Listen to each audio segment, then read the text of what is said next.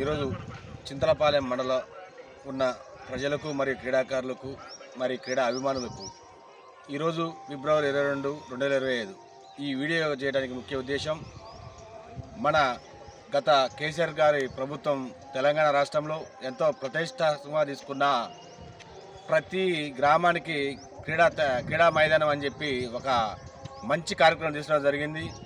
కానీ ఈరోజు మనం చూస్తున్నాం చింతలపాలెం మండల కేంద్రంలో దాదాపు 2 ఎకరాలు ఉన్న ఈ క్రీడా మైదానాన్ని నిరుపయోగంగా పడేసి ఇది చాలా చెట్లు ఇవన్నీ మొలిచినాయి. ఈరోజు అసలకే స్థలం లేక నానా ఇబ్బంది పడుతుంటే ఈరోజు చింతలపాలెం మండల కేంద్రంలో ఉన్న ఈ తెలంగాణ క్రీడా మైదానం ఒకసారి మీరే చూడండి. ఈ మొత్తం ఎంత దారుణంగా ఉందో.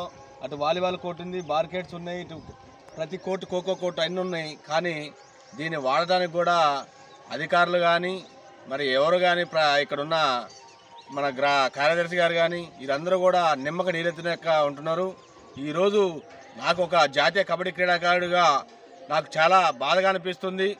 ఈరోజు ఇంత దారుణంగా చెట్లు గిట్లని మొలిసినాయి, ఎక్కడ పడితే అక్కడ ఇవన్నీ కూడా ఇష్టం వచ్చినట్టు ఉన్నాయి. కాబట్టి దయచేసి స్థానిక ఎంఆర్ఓ గారు మరియు ఎంపీడీఓ గారు, గ్రామ కార్యదర్శి గారు మీరు చొరవ తీసుకొని దీన్ని ఎమ్మటే క్రీడా మైదానాన్ని మొత్తం బాగు చేసి క్రీడాకారులకు అందుబాటులో తీసుకొచ్చే విధంగా చేయాలని కోరుకుంటున్నాం.